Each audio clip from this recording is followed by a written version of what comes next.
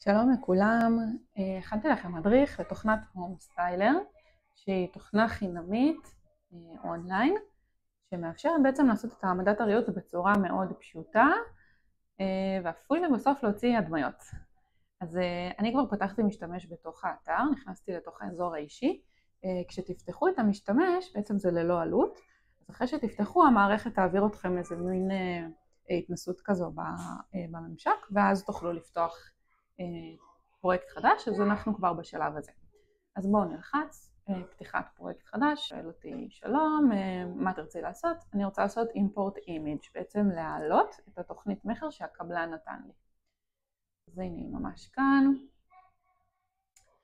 אני אבחר לשרטט ידנית, האופציה של השרטוט אוטומטי עדיין לא מספיק טובה, בדקתי אותה. אוקיי, עכשיו קיבלתי את התוכנית ויש לי גם את הסרגל. הסרגל הוא בעצם מתאר את הקנה מידה. מה שאני אעשה, אני אבחר איזשהו קיר שאני בטוחה במידה שלו. אז למשל יש פה את הקיר של הממ"ד, אני רואה 330 על 285, זה הקיר היותר ארוך. אני לוקחת את הסרגל וגוררת אותו לפינות החדר, שתי הפינות האלו, ואני ממקמת את העיגולים הלבנים בעצם בפינות. אנחנו נבחר פינות פנימיות ונמשוך אותו ככה עד הסוף, ואז נקיש את המידה. אז זה לא 300, 330. מעולה, לוחצת קונפירם, והוא העלה לי את התוכנית. השלב הבא הוא שרטוט הקירות החיצוניים. אז יש לי פה draw straight walls, זה הממשק של כל התוכנה, אנחנו תכף ככה נתעמק בכל חלק, אבל כרגע נתעמק בקירות החיצוניים. הקירות החיצוניים הם במידה 25 אנחנו נעשה אותם, אז יש לכם פה size, thickness, העובי 25. מה שאני אעשה, אני אתחיל לשרטט שוב מפינת חדר ואני ארוץ בלולאה לאורך כל הקירות החיצוניים של הדירה.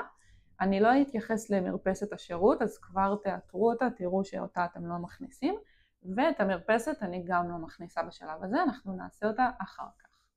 אז אני מתחילה, אני בוחרת את הפינה של הממ"ד לצורך העניין, אני אקח את הפינה הזו, וממנה אני אתחיל לרוץ. אני לא מפסיקה מהרגע שהתחלתי, כדי ליצור לולאה סגורה. אם יהיה צורך בשינויים אחר כך במידות, אני אעשה. עכשיו אתם רואים הוא שרטט את זה בצד השני, אז אני לוחצת על רווח, הוא יעביר את זה לאמצע, ועוד לחיצה, הוא יעביר את זה לצד החיצוני. ומפה אני בעצם מתחילה. אתם רואים כבר עכשיו הוא תופס איזושהי מידה שהיא יחסית קרובה, 289, זה בסדר גמור, ועם המידה אני פשוט מתחילה לרוץ על כל הדירה.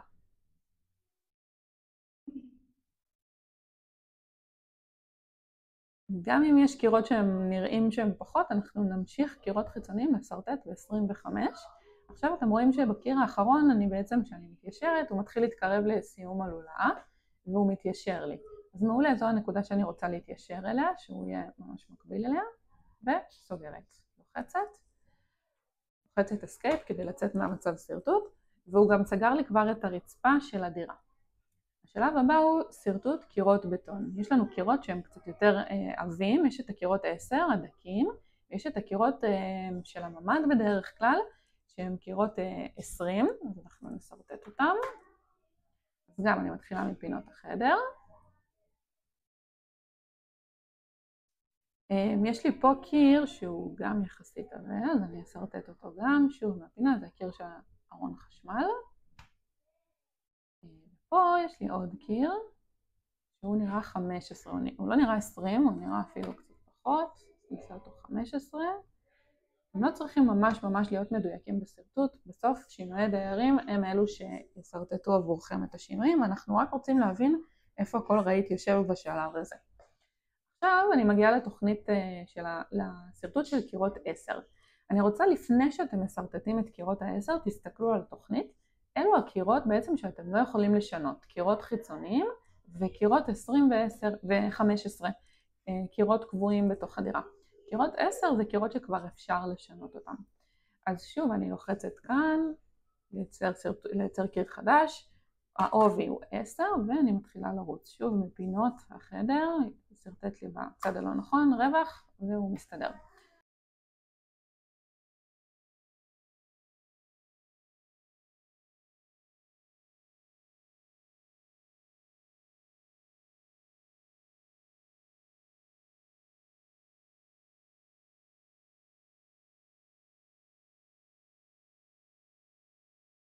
אוקיי, סיימתי. חדי העין יבחינו שיש פה עוד כמה קירות, אז יש לנו פה קיר מאחורי האמבטיה, אז גם אותו אני אוסיף ככה בקיר 10, וגם מאחורי האסלה אני אוסיף קיר 10, אז רגע, זה אפילו נראה 15. נעשה אותו 15, אם סרטטתם והוא נראה לכם קצת דק, אז אפשר כמובן להיכנס ולשנות אחרי שאתם בוחרים אותו, אז הנה הוא יתקן. יש לי פה את הקיר של האסלה, שהוא גם 15.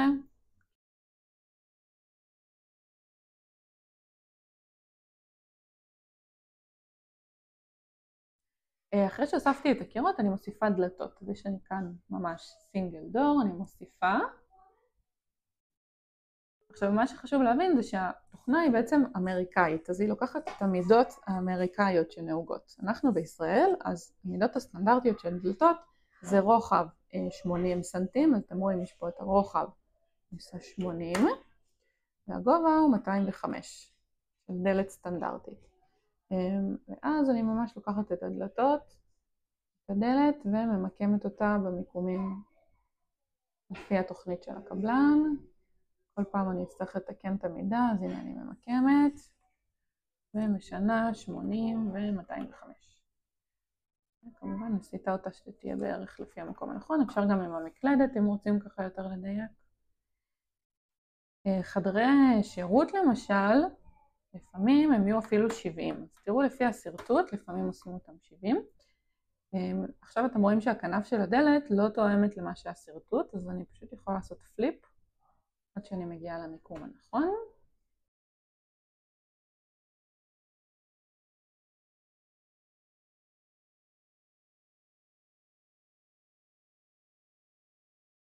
הדלת כניסה לתוך הדירה היא 90, אז אותה אני אמקם.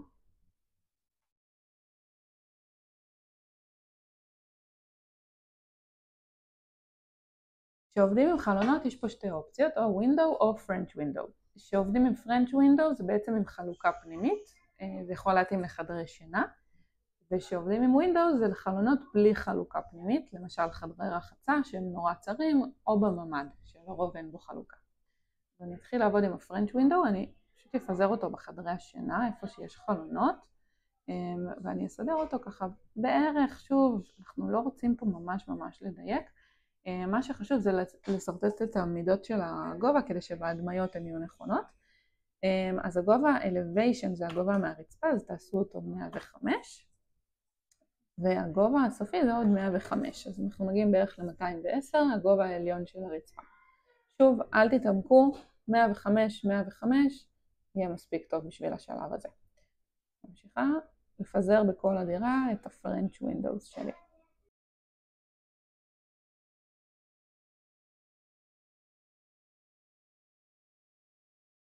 עכשיו יש לי פה חלון יחסית צר, אז אני אבחר דווקא בווינדו, אני ממש ממקמת אותו, אני אסר אותו לפי המידות של הקבלן.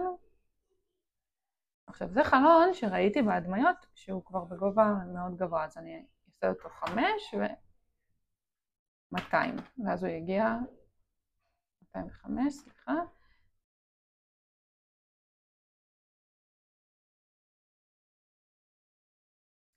מגיעה לויטרינה, אני אעשה אותה בפרנץ' ווינדו, עם שתי חלוקות, בואו נמקם אותה.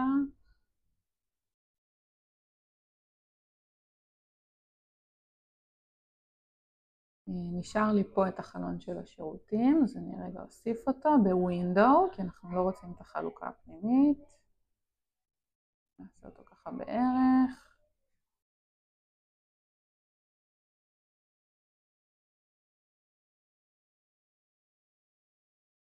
שיהיה לכם את התוכנית עבודה, שאחרי שתיפגשו עם שינוי הדיירים, אז ממש יהיה לכם את הגבהים והמידות של כל החלונות, ואז אפשר עוד פעם לסדר את התוכנית.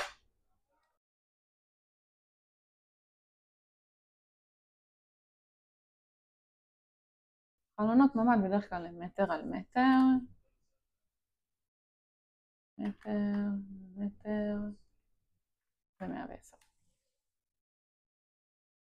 זהו, סיימתי למקם גם את החלונות בתוך הדירה שלי. דבר אחרון שנשאר לי זה להגדיר את המרפסת ומרפסת השירות. אז את המרפסת אני אוסיף קיר, אני אעשה אותו בעובי 20, ואני ארוץ מסביב ואחר כך אני אעדכן את הגובה שלו. אני רגע רצה כאן, אני שוב עובדת מהפינה הפנימית.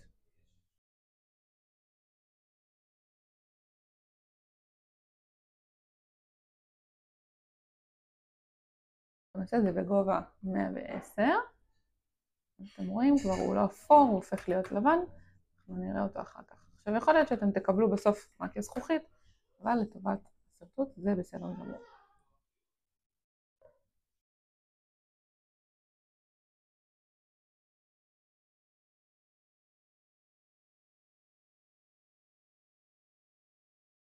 השלב הבא הוא בעצם להתחיל למקם את הפנים של הדירה. אז אנחנו לא נתחיל בריהוט, אנחנו נתחיל באביזרי האינסטלציה, בכיור, מקלחת ואסלה. שימו לב שהאסלות בדירת קבלן דורשים קיר לאסלה התלויה, אז אתם רואים שמנו כאן את הקירות, קירות 15, אנחנו שמנו אותם כבר, הם לרוב יהיו בגובה עד 120, אז אני יכולה לשנות כבר את הגובה שלהם, 120.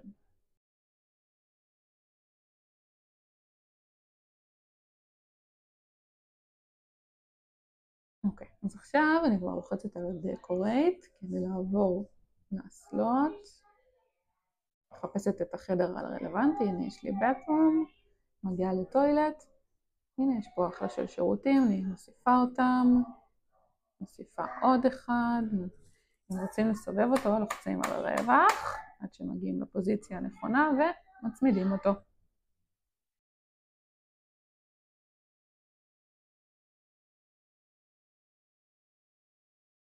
אז הנה יש לי פה אמבטיית קבלן, אז פה לדעתי לא תיכנס, כי האמבטיה שלנו היא קצת יותר צרה.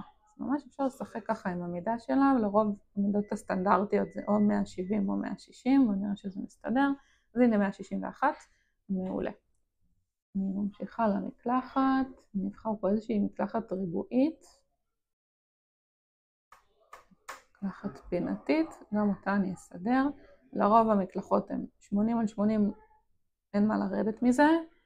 יש כמובן יותר, אז פה קיבלתי 80 על 90, מעולה. כיורים, ונוספתי פה איזשהו כיור מעוצב, אני אוסיף אותו דבר כאן. אז כבר אתם רואים שהקבלן עשה פה איזשהו כיור שהוא נורא צר ויפה, אבל זה באמת לא העומק המקובל. כדי לשנות אותו, אז אני יכולה לשנות כאן את הסייז, כי הוא נעול, אז הוא כבר ייתן לי את הגמישות. אנחנו נעשה אותו מטר, בואו נראה שנכנס, גם לא נכנס פה מטר, אז נעשה 80, הנה 80 נכנס, והעומק נעשה אותו 45. אז הנה הדירה שלי, ועכשיו בעצם מה שנשאר לי לעשות זה להתחיל להכניס את הריהוט, לפי השאלון ריהוט שכבר מיליתי, ובהתאם לעקרונות שבנינו. אז בואו נעשה איזושהי העמדה ראשונה, לממד שלנו. אז הנה מיטה שאנחנו רוצים להכניס, כמו שאתם רואים היא נורא גדולה ביחס לחדר, זה לא מידה של מיטה ישראלית. אז אנחנו ממש נכניס את המידות לפי שאלון הריהוט, שרשום לכם שם בדיוק את המידות המדויקות של כל רהיט.